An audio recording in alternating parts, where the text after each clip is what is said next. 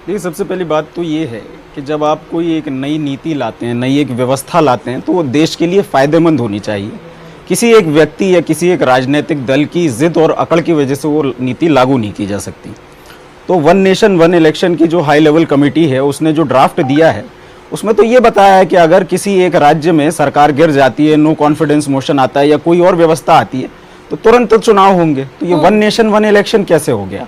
अगर आप ये कहते हैं कि चुनाव में खर्च होता है, तो वो तो उस चुनाव में भी होगा। अगर आप कहते हैं चुनाव में आचार संहिता लगने से जो विकास के कार्य प्रभावित होते हैं, तो वो तो उस चुनाव में भी होगा। मैं उदाहरण के लिए आपको बताना चाहता हूं, अगर आपकी पुलिस फोर्स या अन्य अधिकारी लगते हैं, तो मध्य प्रदेश में जो चुनाव है अभी 2029 में प्रस्तावित हैं।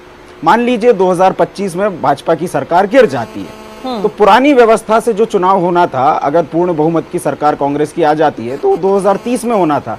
अभी की व्यवस्था में 2029